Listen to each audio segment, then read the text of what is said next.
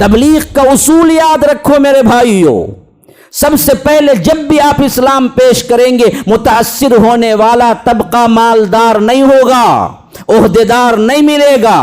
ہمیشہ یاد رکھو، جب بھی یہ توحید کی آواز بلند ہوئی ہے، سب سے پہلے متاثر ہونے والا طبقہ غریب طبقہ اور مزدور طبقہ ہے۔ رب کو ہم جانتے ہی نہیں، صرف ماننے کا دعویٰ ہے ہمارا۔ یاد رکھو کہ ہم مانتے ہیں اللہ کو، لیکن کیا جانتے بھی ہیں؟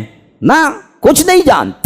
کبھی دعائیں خود بخود ہاتھ نہیں اٹھتے کہ اے اللہ تیری طاقت اتنی بڑی ہے کہ میں مقابلہ نہیں کر سکتا، بس معافی مانگ سکتا ہوں کہ اے اللہ مجھے معاف کر دے اور میرے گناہوں کو معاف کر کے مجھے جنت داخل کر دے۔ یہ اندر سے آواز بلند نہیں ہوتی، کیوں کہ ہم کو پتہ ہی نہیں ہے کہ رب العالمین ہے کون۔ اللہ کے رسول صلی اللہ علیہ وسلم کو دیکھتے ہوئے ورقہ بن نوفل نے کہا کہ بھتیجے ذرا بتاؤ کیا ہوا؟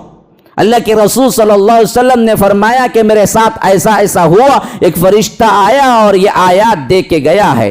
تو جیسے ہی انہوں نے اللہ کے رسول صلی اللہ علیہ وسلم کا یہ قصہ سنا، فوری طور پر زبان سے نکلا کہ بھتیجے خوشخبری ہو، تم اس امت کے رسول ہیں۔ معمولی غنڈہ آ کے دروازہ کھٹکھٹائے تو کیا ہے، ہماری پینٹ گیلی ہو جاتی ہے، لیکن رب العالمین سے ڈر ایک مرتبہ بھی تمہیں ایک آنکھ آنسو بھی نہیں آئی تمہیں کبھی؟ کیوں؟ جانتے ہی نہیں ہو کہ رب کون ہے تمہارا۔ غنڈے کو جانتے ہو اس کا پاور کیا ہے تو اسے دیکھ کے ڈر لگتا ہے، رب کو نہیں جانتے کہ اس کا پاور کیا ہے، اس واسطے تمہیں کبھی اللہ کے ڈر سے جہنم سے رونا نہیں آتا۔ باہر کے لوگوں سے تبلیغ شروع نہیں ہوتی میرے بھائیوں، تبلیغ گھر سے شروع ہوتی ہے، گھر سے۔ آج ہمارا حال بھی اس میں بالکل الٹ ہے۔ باہر بہت بڑا اللہ والا بنا ہوا ہے، باہر بڑے نماز اور روزے کے چرچے ہیں، گھر میں نہ بیوی پردہ کرتی ہے نہ بچے نماز پڑھتے ہیں۔ MSLI TV، رہنمائی بدلتی دنیا کے لیے۔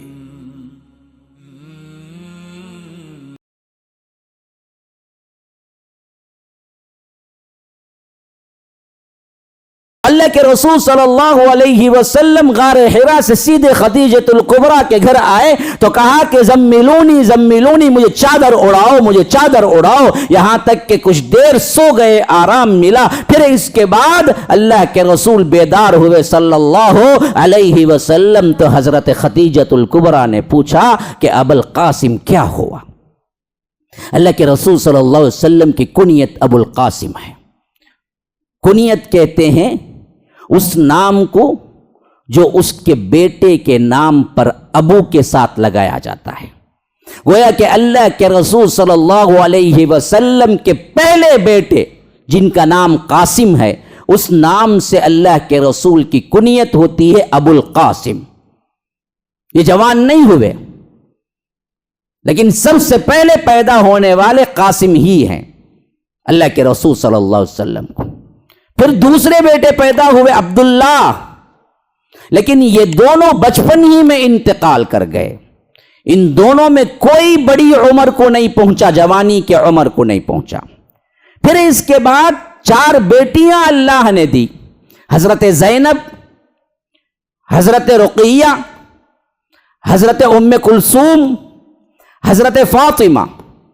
ان چاروں کو اللہ تبارک و تعالی نے نوانی کی عمر تک پہنچایا، چاروں کی شادیاں ہوئی، اور چاروں اللہ کے رسول صلی اللہ علیہ وسلم کے نبوت کے زمانے کو دیکھا، چاروں صاحبزادیاں صحابیات میں شامل ہوئی، لیکن ان میں 3 حضرت زینب، حضرت رقیہ، حضرت ام کلثوم اللہ کے رسول صلی اللہ علیہ وسلم کی زندگی مبارکہ ہی میں وفات پا گئی۔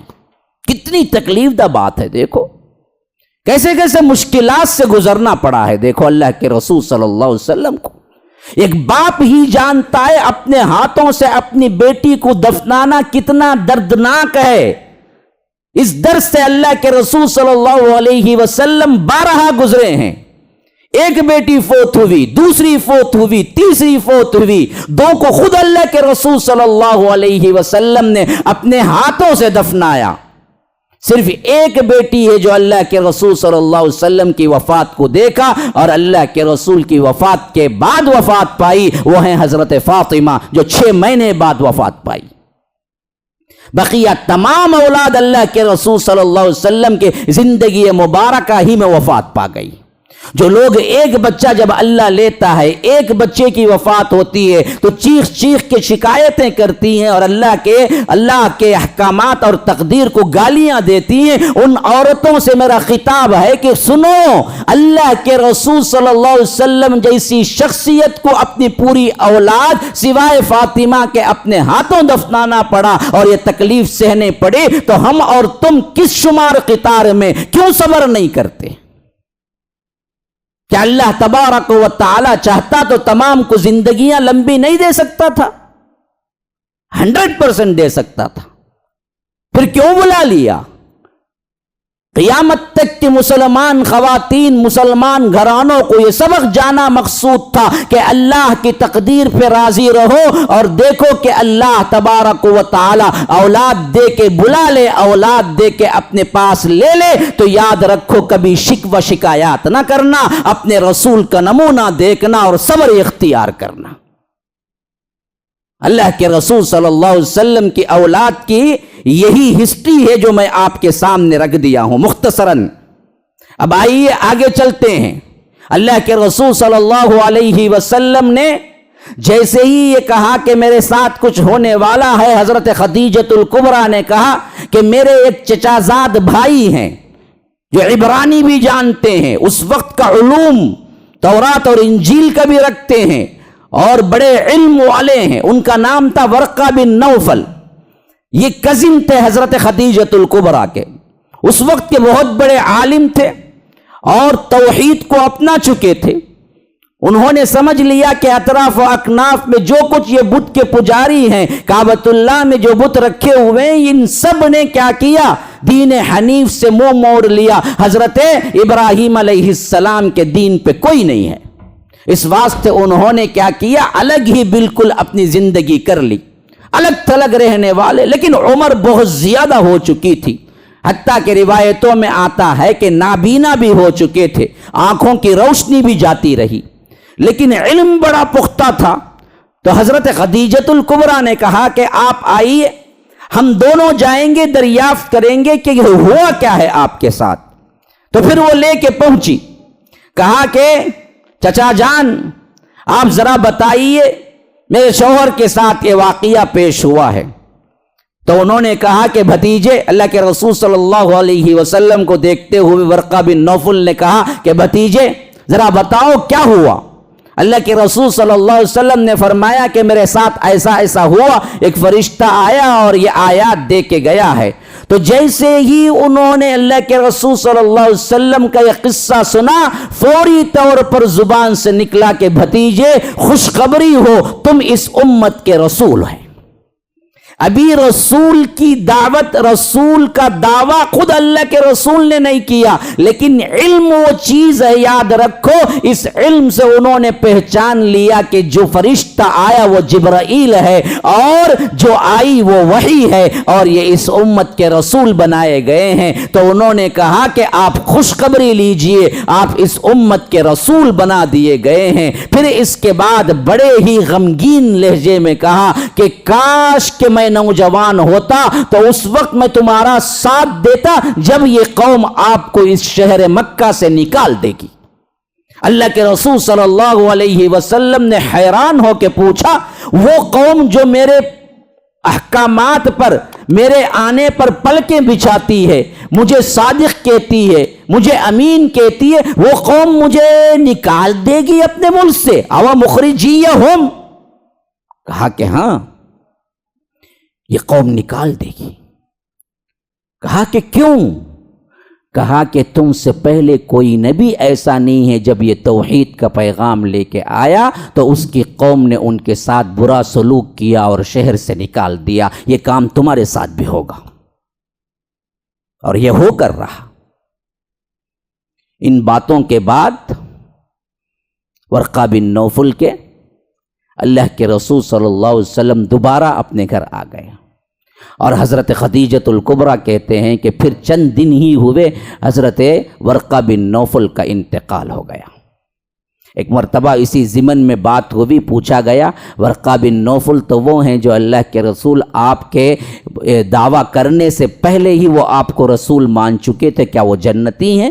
تو اللہ کے رسول صلی اللہ علیہ وسلم نے کہا کہ ہاں ورقہ جنتی ہیں، اور جنت میں سفید لباس پہنے وہاں پر وہ پھر رہے ہیں، گھوم رہے ہیں۔ گویا کہ اللہ کے رسول کی رسالت کے دعوے سے پہلے علم ایک ایسی چیز ہے جس کی بنیاد پر انہوں نے اللہ کے رسول کو پہچان لیا، اور جہل ایک ایسی بلا ہے، یاد رکھو ابو لہب بالکل بازو پڑوسی تھا اور اللہ کے رسول کا چچا بھی تھا، اور 13 سال 7 زندگی گزری نبوت کی لیکن ایمان نہ لایا۔ جہل وہ بلا ہے، اس واسطے جہالت سے نکلو مسلمانوں، علم حاصل کرو۔ علم سے ایمان بنتا ہے، جہل سے ایمان گھٹتا ہے، گناہ بڑھتے ہیں۔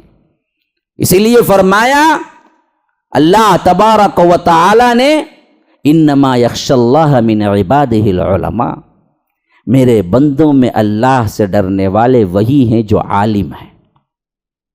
علماء سے زیادہ کوئی اللہ سے ڈرنے والا نہیں ہو سکتا، یاد رکھو۔ اللہ سے ڈرنے والے وہی بن سکتے ہیں جو اللہ کو جانتے ہیں۔ جہل وہ چیز ہے جو برباد کر کے رکھ دیتا ہے۔ ابو جہل جاہل تھا، ابو لہب جاہل تھا، ایمان نصیب نہ ہوا، اور ادھر ورقہ عالم تھے، نبوت کا ابھی دعویٰ نہیں ہوا، ایمان نصیب ہوا انہیں، اللہ کے رسول کو رسول مان کے مرے۔ پھر اس کے بعد اللہ کے رسول صلی اللہ علیہ وسلم وحی کا انتظار کرنے لگے۔ پہلے معاملہ تھا کہ میرے ساتھ کیا ہوا، لیکن اب دوسرا معاملہ ٹرن ہو گیا۔ اب اللہ کے رسول صلی اللہ علیہ وسلم بار بار آسمان کی طرف دیکھتے اور سوچتے کہ میرے ساتھ جو ہوا وہ پھر کب ہوگا، کب فرشتہ آئے گا، کب وحی لائے گا۔ لیکن اب کچھ دنوں کے لیے وحی رک گئی۔ مورخین کہتے ہیں بعض لوگ 6 مہینے کہتے ہیں، بعض لوگ 3 مہینے کہتے ہیں، بعض لوگ 1 مہینہ کہتے ہیں، لیکن صحیح تر بات جو رحیق المختوم کے مصنف صفی الرحمن مبارک پوری رحمہ اللہ نے لکھی ہے، جو پہلی کتاب انعام یافتہ کتاب ہے دنیا کے اندر، سیرت کے مضمون پر سب سے پہلا انعام پانے والی کتاب اور اتھینٹک کتاب ہے۔ انہوں نے لکھا ہے کہ یہ دراصل 10 دن کا وقفہ تھا، یعنی 10 دن وحی نہیں آئی۔ ان 10 دنوں میں اللہ کے رسول صلی اللہ علیہ وسلم بڑے پریشان رہے، سوچتے تھے کہ کیا کیا جائے، میرے ساتھ کیا ہو رہا ہے۔ جب بے چینی حد سے زیادہ بڑھ جاتی تو کبھی کبھی اکیلے نکل جاتے، کبھی کبھی پہاڑ پہ چڑھ جاتے اور سوچتے کہ میں رہ کے کیا کروں۔ ایسے مواقع پر حضرت جبرائیل نظر آتے اور آواز آتی کہ نہ، آپ اللہ کے رسول ہیں۔ بس یہ بات دل پہ بیٹھتی، اللہ کے رسول کا ذہن بدل جاتا، پھر نکل آتے۔ ایسے کئی مرتبہ ہوا، یہاں تک کہ ایک مرتبہ اللہ کے رسول صلی اللہ علیہ وسلم ایسے ہی غمگینی کی حالت میں باہر نکل گئے، دور تک چلے گئے، مکے کے بالکل بارڈر تک پہنچ گئے۔ خدیجۃ الکبریٰ نے دیکھا کہ بہت دیر سے نہیں آئے ہیں، تو اپنے غلاموں کو بلایا اور کہا کہ جاؤ دیکھو کہ اللہ کے رسول صلی اللہ علیہ وسلم کہاں گئے ہیں۔ حالانکہ وہ لوگ بھی مکے کے بارڈر تک ڈھونڈ کے واپس آ گئے، کہیں بھی اللہ کے رسول صلی اللہ علیہ وسلم دکھائی نہ دیے۔ یہاں تک کہ اللہ کے رسول واپس آنا شروع ہوئے تو کیا دیکھتے ہیں کہ ایک آواز آئی کہ یا محمد، اے محمد، آپ اللہ کے رسول ہیں۔ اللہ کے رسول صلی اللہ علیہ وسلم کہتے ہیں کہ میں نے بائیں دیکھا، دائیں دیکھا، کوئی نہیں ہے، بائیں دیکھا، کوئی نہیں ہے، سامنے دیکھا، کوئی نہیں ہے، پیچھے دیکھا، کوئی نہیں ہے۔ آواز کہاں سے آ رہی ہے؟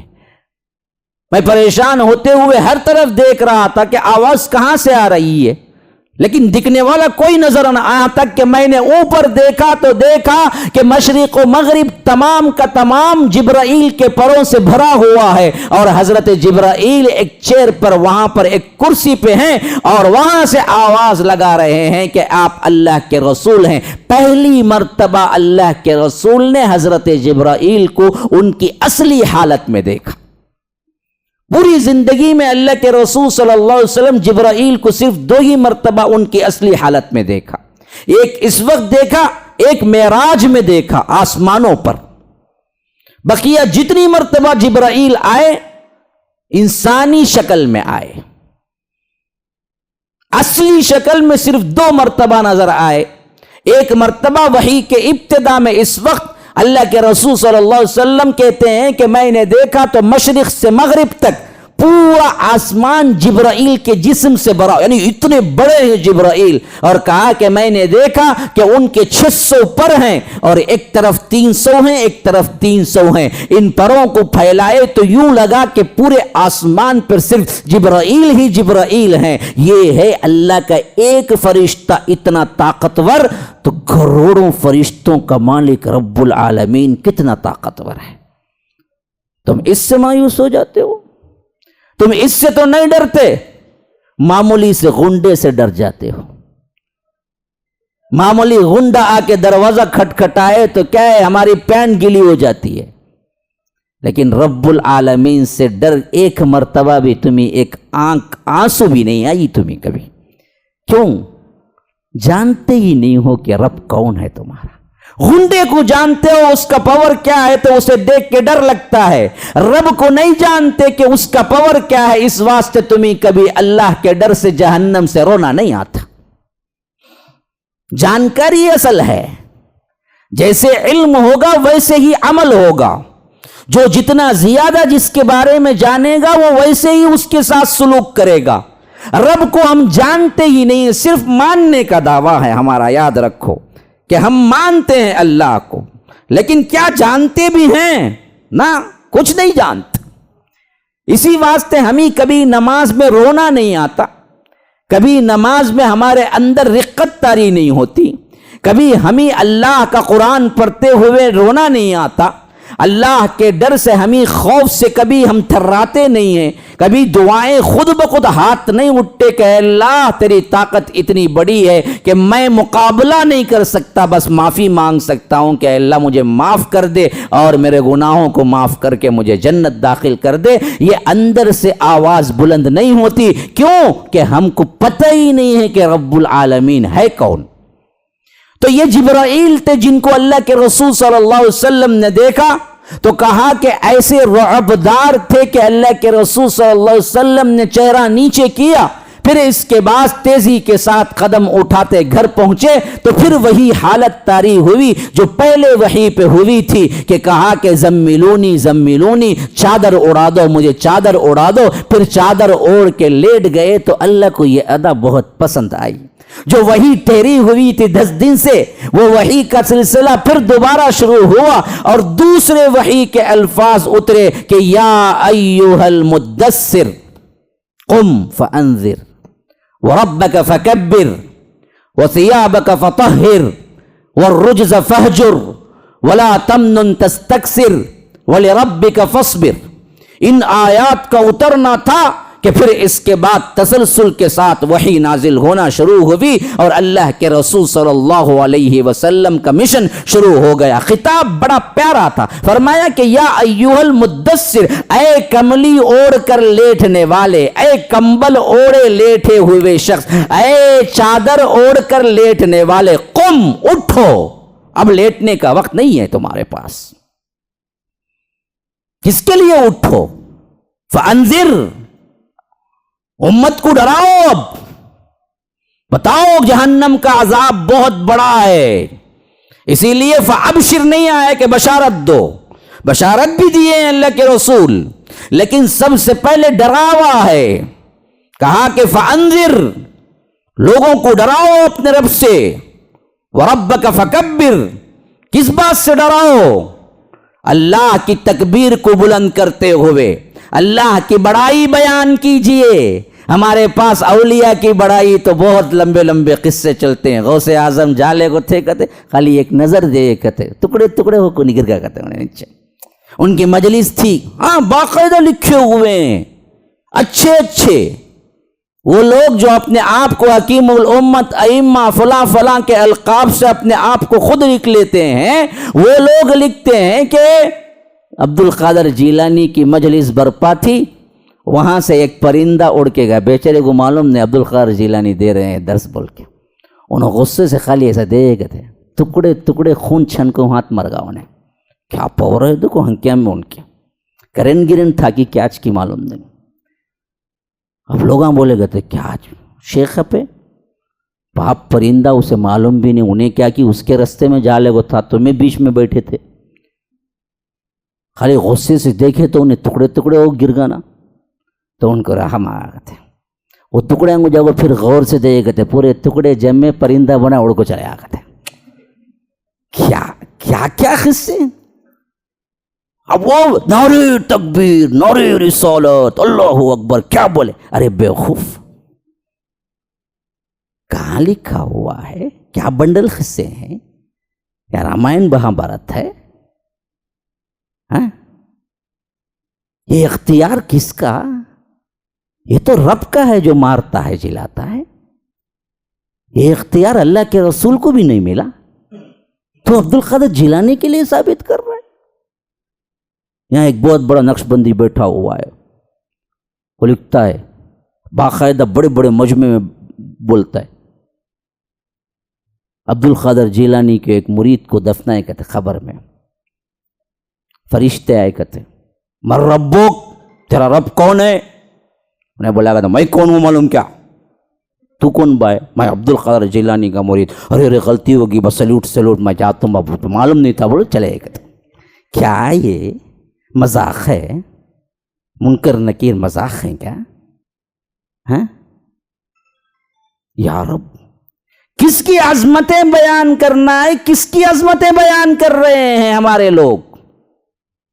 اللہ نے کہا کہ میری عظمت بیان کرو, وَرَبَّكَ فَكَبِّرْ.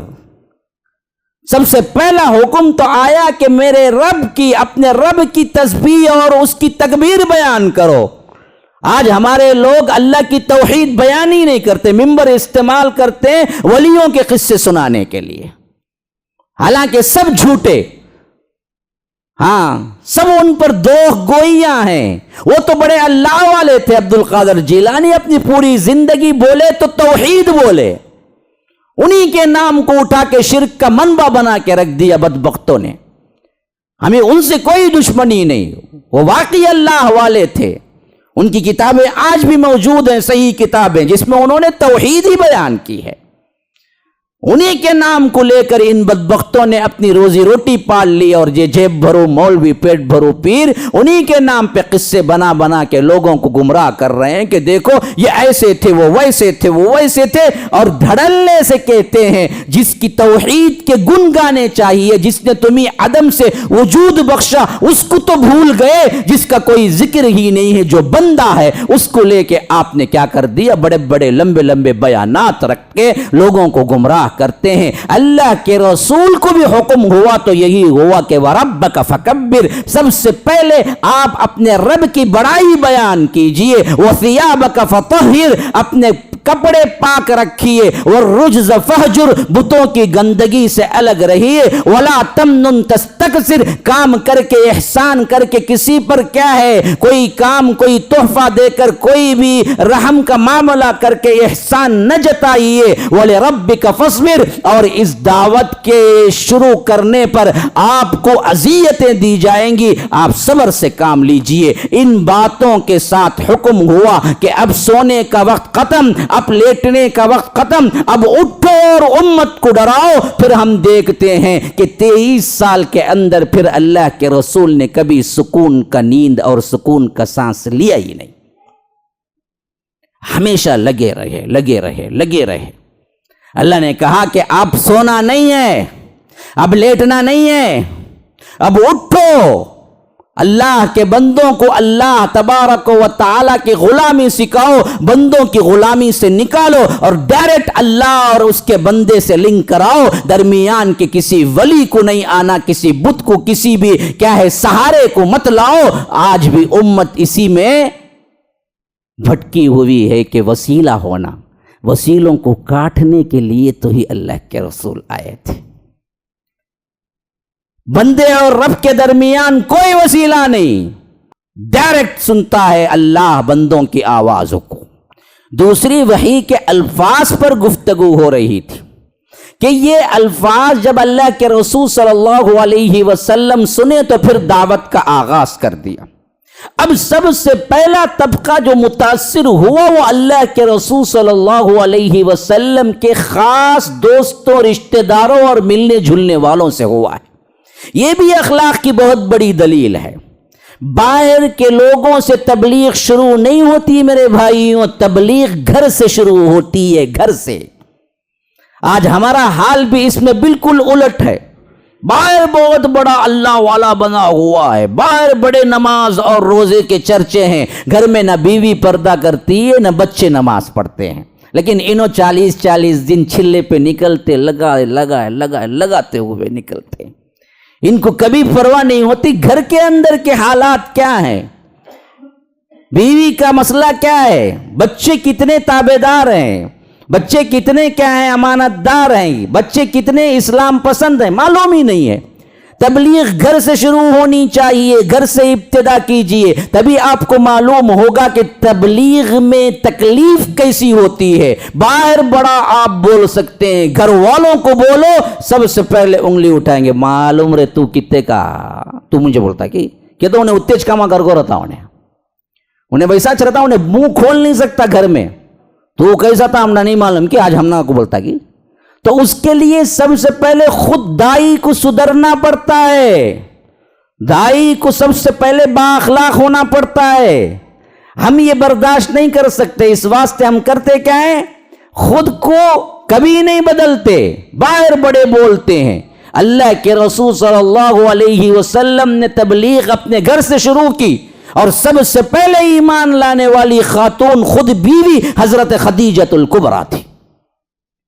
یہاں تک کہ اللہ کے رسول صلی اللہ علیہ وسلم نے بعض روایات کے مطابق اعلان بھی نہیں کیا، خبر دیا کہ اللہ نے مجھے رسول منتخب کیا ہے اور اللہ نے مجھے توحید کا حکم دیا ہے، تو خود آگے بڑھ کر ایمان لانے والی کوئی خاتون ہے، وہ خاتون اسلام اول حضرت خدیجہ الکبریٰ ہیں، جنہوں نے کہا کہ اللہ کے رسول خوش ہو جائیے، مجھے یہی توقع تھی کہ آپ اس امت کے رسول ہوں گے۔ حضرت خدیجہ الکبریٰ نے اسلام قبول کیا۔ بچوں میں حضرت علی نے اسلام قبول کیا، کیوں؟ اللہ کے رسول نے زمانہ جاہلیت یعنی نبوت سے پہلے ہی حضرت علی کو ابو طالب جو ان کے باپ ہیں ان سے گود لے لیا تھا اور خود پرورش کر رہے تھے۔ اس واسطے حضرت علی اللہ کے رسول کے گھر میں پرورش پا رہے تھے اور اللہ کے رسول ہی دیکھ بھال کر رہے تھے۔ اس حیثیت سے خود حضرت علی اللہ کے رسول کے بچوں میں سے ایک تھے، تو اس واسطے جیسے ہی اللہ کے رسول نے کہا کہ اللہ نے مجھے رسول بنایا ہے، حضرت علی جو کہ چھوٹی عمر کے 10 سال کے تھے کہا کہ بلا چوں چرا اے اللہ کے رسول میں آپ پہ ایمان لاتا ہوں۔ غلاموں میں زید ابن حارثہ سب سے پہلے اسلام قبول کرنے والے تھے، کیونکہ اللہ کے رسول نے جاہلیت میں انہیں اتنی محبت دی تھی کہ انہیں اللہ کے رسول صلی اللہ علیہ وسلم سے بڑھ کر کسی سے پیار نہیں تھا۔ اسی واسطے اللہ کے رسول نے صرف خبریہ کہا کہ اللہ نے مجھے رسول منتخب کیا ہے، تو حضرت زید ابن حارثہ نے کہا کہ میں پہلے ایمان لاتا ہوں۔ زید ابن حارثہ کا واقعہ بڑا ہی رقت آمیز ہے۔ یہ زید ابن حارثہ کون ہے پتہ ہے؟ یہ گم ہو گئے تھے بچپن میں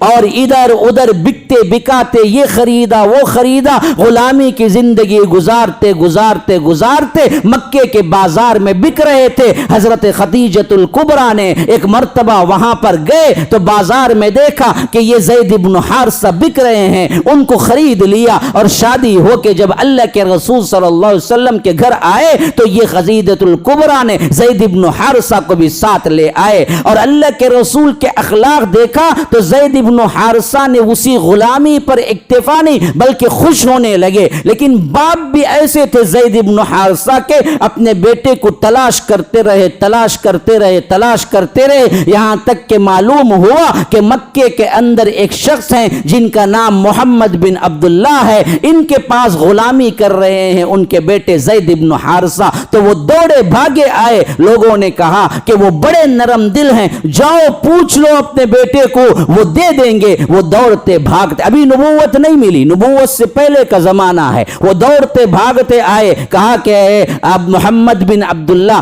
آپ سے ایک ریکویسٹ ہے یہ کہ یہ بچہ غلام نہیں ہے, یہ میرا بچہ ہے, لوگوں نے ہم پہ حملہ کر کے اس کو چرا لیا اور غلام بنا کے بیچ دیا, آپ ہمیں واپس دے دیں, آپ کے لیے جو معاوضہ آپ مانگتے ہیں ہم دینے کے لیے تیار ہیں. تو اللہ کے رسول مسکرا دیے, کہا کہ مجھے کوئی معاوضے کی ضرورت نہیں ہے, لیکن یہ زید ابن حارثہ مجھ سے اتنی محبت کرتا ہے کہ مجھے چھوڑ کے جانا گوارا نہیں کرے گا. آج میں علل اعلان تمہارے سامنے کہتا ہوں کہ زید اگر تمہیں باپ چاہیے تو تم باپ کے ساتھ چلے جاؤ, مجھے کوئی معاوضہ نہیں ہے, اگر تم مجھے چاہتے ہو تو میرے ساتھ رہو, میں تمہیں باپ سے زیادہ پار دے سکتا ہوں. تو حضرت زید ابن حارثہ ادھر اپنے باپ کو دیکھا, ادھر حضرت محمد ابن عبداللہ کو دیکھا, اور ایک لمحہ ضائع کیے بغیر انہوں نے کہا کہ ابا جان اس آزادی پر میں محمد الرسول اللہ کی 1000 غلامیاں برداشت کرتا ہوں, مجھے آپ کی غلامی چاہیے, باپ کے پاس آزادی نہیں چاہیے,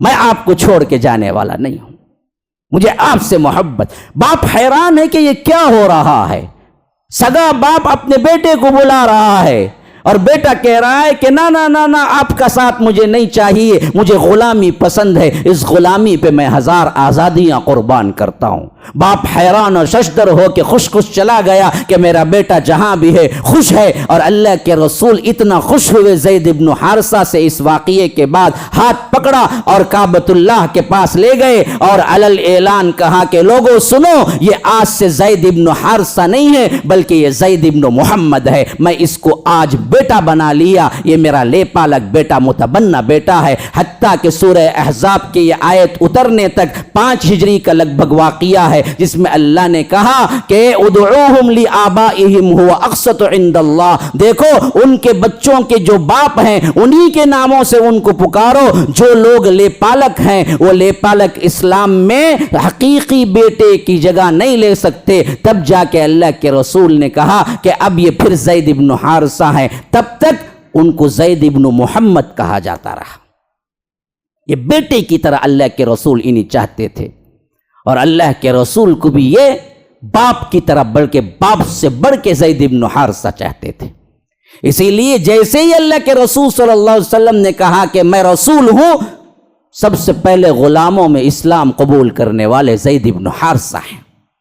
آزاد مردوں میں سب سے پہلے اسلام قبول کرنے والے اللہ کے رسول صلی اللہ علیہ وسلم کے انتہائی گہرے جگری دوست صدیق اکبر ہیں. یہ وہی شخصیت ہے جس کو اللہ تبارک و تعالی نے صرف اور صرف تمام صحابہ میں ساتھی کا لقب قرآن میں دیا ہے. کسی بھی صحابیت کو نص قرآنی سے ثابت نہیں کر سکتے سوائے صدیق اکبر کے. اللہ تبارک و تعالی نے قرآن میں صدیق اکبر کے ساتھ صحابیت کے لفظ کو جوڑا, اذ ہما فی الغار اذ یقول لصاحبہ. یہاں پر صحابیت صدیق اکبر کے لیے رب العالمین نے کہا ہے. اس حد تک اللہ کے رسول صلی اللہ علیہ وسلم کے گہرے دوست اور اسلام کے لیے تن مندن لٹانے والے تھے کہ آخری وقت میں اللہ کے رسول نے فرمایا لو کنت متخذا خلیلا لاتخذت ابا بکر خلیلا. اگر میں کسی کو خلیل بناتا تو ابو بکر کو بناتا, لیکن اللہ نے مجھے خلیل بنایا ہے, اس واسطے میں ابو بکر کو بھائی بناتا ہوں. اور جنہوں نے میرے ساتھ کچھ بھی اچھا سلوک اور کچھ بھی مدد کی, میں نے ان کی بھی مدد کر کے برابر کر دیا دنیا کے اندر. لیکن صدیق نے جو مدد کی اس کا میں کوئی معاوضہ دے نہیں سکتا, اللہ ہی انہیں آخرت میں دے گا. یہ صدیق اکبر ہے. یہ 4 لوگوں سے یہ قافلہ چل نکلا. آزاد مردوں میں صدیق اکبر, بچوں میں حضرت علی, غلاموں میں زید ابن حارثہ, عورتوں میں خدیجۃ الکبریٰ سے یہ قافلہ نکلا. یہاں تک کہ دھیرے دھیرے اپنے دوستوں میں پھر وہ اپنے دوستوں میں اس طرح ایک چھوٹی سی جماعت تیار ہو گئی. اس وقت بڑا قسم پرسی کا زمانہ تھا.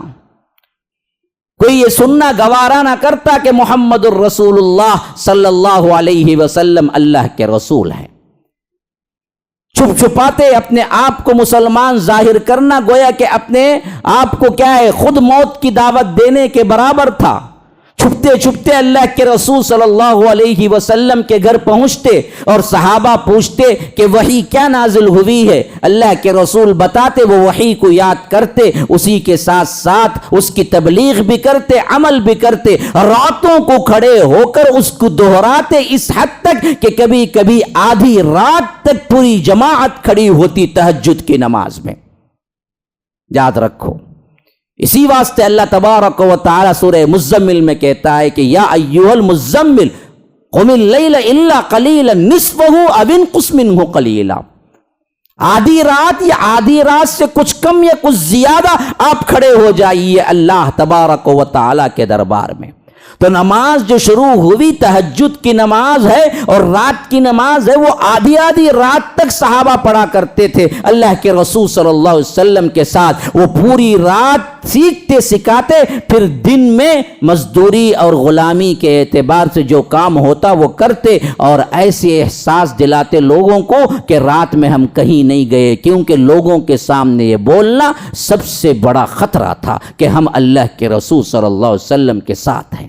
اسی خفیہ طور پر بات چل رہی تھی، 3 سال کا عرصہ گزرا، جس کو مؤرخین کہتے ہیں کہ خفیہ دعوت کا مرحلہ، یعنی یہ وہ 3 سال تھے جس کے اندر دعوت عام نہیں ہوئی، خصوصی لوگوں تک اللہ کے رسول صلی اللہ علیہ وسلم نے توحید کو بتایا۔ اسی کے ذریعے سے حضرت ابو بکر آئے، ابو بکر کے ذریعے سے حضرت عثمان آئے، حضرت عثمان کے ذریعے سے دوسرے کئی صحابہ آئے، حضرت بلال آ گئے، حضرت خباب آ گئے، حضرت ابو فہیکہ آ گئے، اسی طرح حضرت عمار آ گئے، حضرت یاسر آ گئے، حضرت سمیہ آ گئی۔ اس طرح چھوٹے چھوٹے جو غلام تھے اور وہ افراد جو مزدور تھے وہ اللہ کے رسول صلی اللہ علیہ وسلم کے گرد جمع ہو گئے۔ تبلیغ کا اصول یاد رکھو میرے بھائیو، سب سے پہلے جب بھی آپ اسلام پیش کریں گے، متاثر ہونے والا طبقہ مالدار نہیں ہوگا، عہدیدار نہیں ملے گا۔ ہمیشہ یاد رکھو، جب بھی یہ توحید کی آواز بلند ہوئی ہے، سب سے پہلے متاثر ہونے والا طبقہ غریب طبقہ اور مزدور طبقہ ہے۔ آج بھی بیٹھے ہوئے افراد میں دیکھو کون ملٹی ملینر ہے، بیٹھے ہوئے افراد میں دیکھو کون بڑے سے بڑا مالدار ہے۔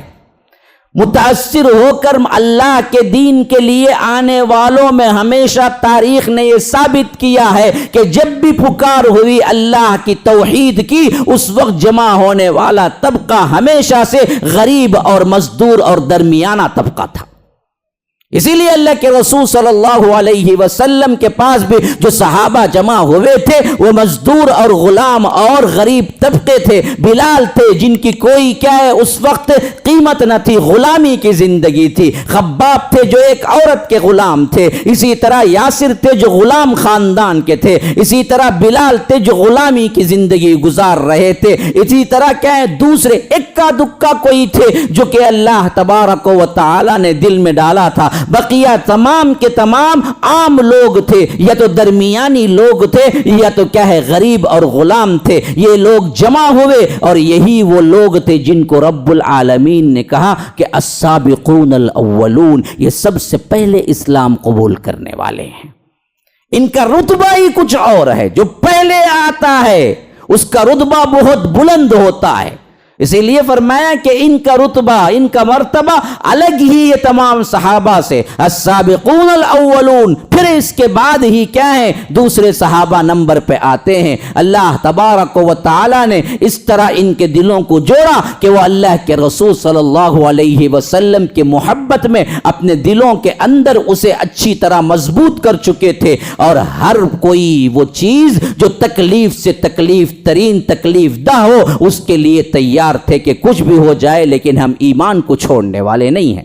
یہاں تک کہ 3 سال کا عرصہ گزر گیا، یعنی نبوت کا 40 سال میں عطا ہونا، پھر 1 40 پر 1 40 پر 2 40 پر 3، یوں سمجھ لیجئے کہ یہ 3 سال خفیہ طور پر اللہ کے رسول نے تبلیغ کی، لوگوں کو جا جا کے کہا، اور جو لوگ اسلام قبول کیے ان لوگوں نے اپنے دوستوں میں کہا۔ اس طرح ایک اللہ پر ایمان قبول کرنے والے، اللہ کے رسول کو رسول ماننے والوں کی ایک مختصر سی جماعت تیار ہوئی، جن کے اندر کوئی مالدار، کوئی ایسا عہدیدار نہیں تھا جو بیک بون ہو، بلکہ پورے کے پورے غریب طبقے کے لوگ تھے۔